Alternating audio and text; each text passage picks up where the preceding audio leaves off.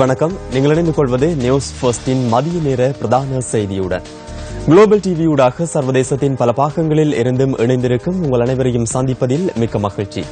விரிவான செய்திகளுக்கு செல்லும் முன்னர் முதலில் இன்றைய தலைப்புச் செய்திகள்.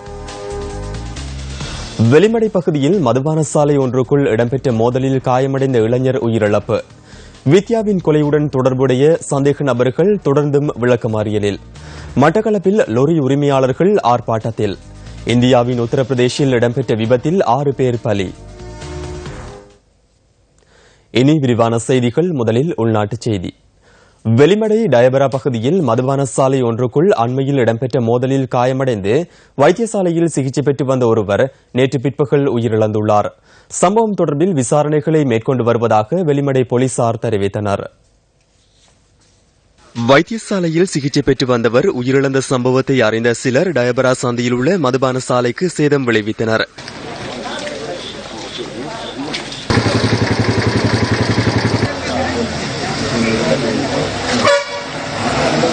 உயிரிழந்தவரின் சடலம் பதுளை வைத்தியசாலையில் வைக்கப்பட்டுள்ளதுடன் இன்று மாலை சடலம் உறவினர்களிடம் கையளிக்கப்பட உள்ளது. கடந்த 31ஆம் தேதி மதுபான சாலையில் இடம்பெற்ற கைகலப்பில் காயமடைந்த குறித்த இளைஞர் பண்டாரவளை வைத்தியசாலையில் அனுமதிக்கப்பட்டதன் பின்னர் பதுளை வைத்தியசாலைக்கு மாற்றப்பட்டிருந்தார். இந்த நிலையில் டயபரா சந்தையில் பாதுகாப்பு பலப்படுத்தப்பட்டுள்ளதாக எமது செய்தியாளர் குறிப்பிட்டார். இன்று காலை முதல் போலீஸ் விசேட அதிரடிப்படையினரும் போலீஸ் கழக தடுப்பு பிரிவினரும் பாதுகாப்பு கடமையில் ஈடுபடுத்தப்பட்டுள்ளனர். இந்த நிலையில் டயபரா தோட்ட மக்கள் இந்த சம்பவத்துக்கு எதிர்ப்பு தெரிவித்து இன்று பணி பகிஷ்கரிப்பில் ஈடுபட்டுள்ளனர்.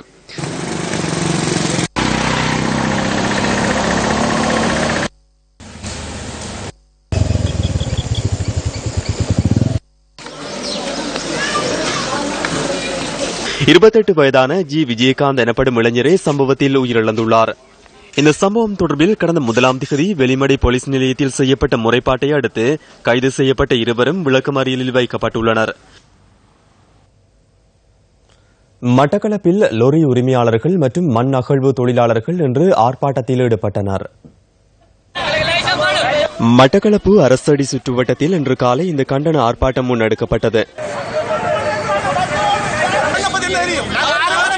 மண் அகழ்வதற்கான அனுமதி பத்திரங்களை லொரி உரிமையாளர்களுக்கு வழங்குமாறு ஆர்ப்பாட்டத்தில் ஈடுபட்டவர்கள் கோரிக்கை விடுத்தனர்.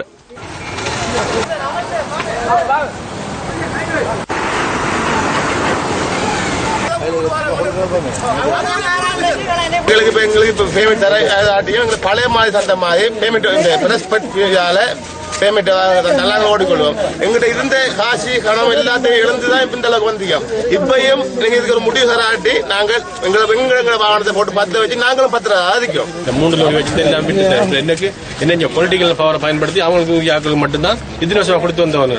நாங்க போய் கேட்டா நாங்க நீங்க கள்ள மண்ணை திறனீங்களா இதை செய்யறேன்னு சொல்லி எங்களுக்கு சொந்தமா லைசன்ஸ் தான் நாங்க கடவுளுக்கு போறோம். எங்களுக்கு லைசன்ஸ் தாங்க.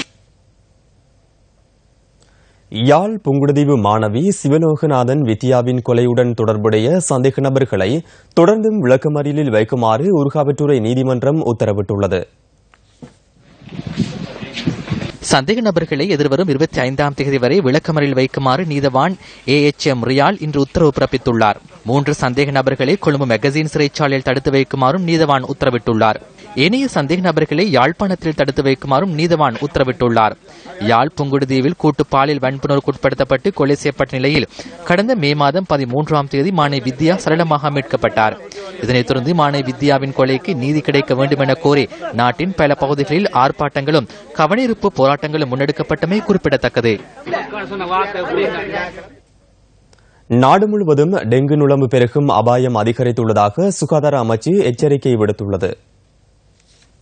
இந்த வருடத்தின் இதுவரையான காலப்பகுதியில் நாடு முழுவதும் 837 டெங்கு நோயாளர்கள் பதிவாகியுள்ளதாக தேசிய டெங்கு ஒழிப்பு பிரிவின் விசேட வைத்திய நிபுணர் பிரஷீலா சமரவீர குறிப்பிட்டுள்ளார். இதில் அநேகமான நோயாளர்கள் கொழும்பு, யாழ்ப்பாணம், கண்டி மற்றும் கேகாலை மாவட்டங்களிலேயே பதிவாகியுள்ளனர்.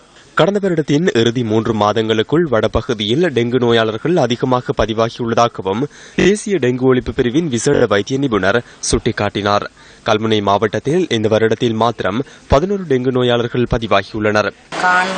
இப்போ போட்டிக்கு மருதமனை நடுவு கான்கள் போட்டிருக்காங்க. அந்த கான்கள் ஒழுங்கான முறையில் பராமரிக்கிறதுனால நெலும்பல் காணாலையும் பரவக்கூடும். மைக்கில் சொல்லி கொண்டு போவாங்க. அந்த வளவுகளை போயிட்டு பார்த்து அது என்ன செய்வோம் இப்படி செய்வோன்ற இதை சொல்ல மாட்டாங்க. அதுவும் ஒரு பிடத்தான். யாழ்ப்பாணத்தில் 83 டெங்கு நோயாளர்கள் காய்ச்சலால் பாதிக்கப்பட்டுள்ளதாக டாக்டர் பிரஷீலா சமரவீர குறிப்பிட்டுள்ளார். இதனால் வடக்கு மற்றும் கிழக்கு பகுதிகளில் இன்று முதல் விசேட டெங்கு ஒழிப்பு நடவடிக்கைகள் முன்னெடுக்கப்பட உள்ளதாகவும் அவர் குறிப்பிட்டார். டெங்கு ஒழிப்பு நடவடிக்கைகளுக்கு பொதுமக்களின் ஒத்துழைப்பும் அவசியம் எனவும் தேசிய டெங்கு ஒழிப்பு பிரிவின் விசேட வைத்திய நிபுணர் பிரஷீலா சமரவீர மேலும் குறிப்பிட்டார். மத்தள விமான நிலையத்தில் களஞ்சியப்படுத்தப்பட்டுள்ள நெல்லை அகற்றுவதற்கு தீர்மானிக்கப்பட்டுள்ளது. எதிர்வரும் வியாழக்கிழமை முதல் நெல்லினை அகற்றும் நடவடிக்கை முன்னெடுக்கப்பட உள்ளதாக கிராமிய பொருளாதார அலுவல்கள் அமைச்சர் பி ஹாரிசன் தெரிவித்தார். கடந்த காலங்களில் நெல்லினை களஞ்சியப்படுத்துவதற்கு காணப்பட்ட இடப்பற்றாக்குறை காரணமாக விமான நிலைய அதிகாரிகளினதும் சுங்க திணைக்களத்தினதும் அனுமதியுடன் நெற்களஞ்சியப்படுத்த நடவடிக்கை எடுக்கப்பட்டதாகவும் இதன் காரணமாக பாரிய குற்றச்சாட்டுகள் முன்வைக்கப்பட்டதாகவும் அமைச்சர் தெரிவித்தார். எவ்வாறாயினும் விமான நிலைய அதிகாரிகளுக்கு கொடுக்கப்பட்ட உறுதிமொழிக்கிணங்க அதற்காக செலுத்த வேண்டிய நிதியினை செலுத்த உள்ளதாக கிராமிய பொருளாதார அலுவல்கள் அமைச்சர் பி ஹாரிசன் சுட்டிக்காட்டினார். எதிர்வரும் வியாழக்கிழமை முதல் நெல்லினை அகற்றுவதற்கு நடவடிக்கை எடுக்கப்பட்டுள்ளதாகவும் எதிர்காலத்தில் மத்தள விமான நிலையத்தில் நெல் களஞ்சியப்படுத்துவதற்கான எதிர்பார்ப்பில்லை எனவும் அவர் குறிப்பிட்டுள்ளார். மத்தள விமான நிலையத்தில் அகற்றப்படும் நெல்லினை தனியார் களஞ்சிய சாலைகளில் களஞ்சியப்படுத்துவதற்கு நடவடிக்கை எடுக்கப்பட்டுள்ளதாகவும் கிராமிய பொருளாதார அலுவல்கள் அமைச்சர் தெரிவித்தார். மாரவில தல்வில களிமுகத்திற்கு அருகிலுள்ள வீதி கடலரிப்பினால் சேதமடைந்துள்ளது. நேற்றிரவு முதல் இந்த கடலரிப்பு அதிகரித்துள்ளதாக பிரதேச மக்கள் சுட்டிக்காட்டுகின்றனர். சிலாபத்திலிருந்து நைனாமடு வரையான கடற்கரை வீதி தல்வில களிமுகத்திற்கு அருகில் சுமார் 400 மீட்டர் வரையான தூரம் சேதமடைந்துள்ளது. இதன் காரணமாக சிறிய ரக வாகனங்கள் மாத்திரமே பயணிக்கக்கூடியதாக உள்ளது. கடல் அரிப்பு காரணமாக சுற்றுலா பயணிகள் மற்றும் மீனவர்கள் பிரச்சினைகளை எதிர்நோக்கியுள்ளனர். இந்த வீதியை செப்பனிடுவதாக பலமுறை தெரிவிக்கப்பட்ட போதிலும் இதுவரை எந்தவித நடவடிக்கைகளும் மேற்கொள்ளப்படவில்லை என பிரதேச மக்கள் தெரிவிக்கின்றனர்.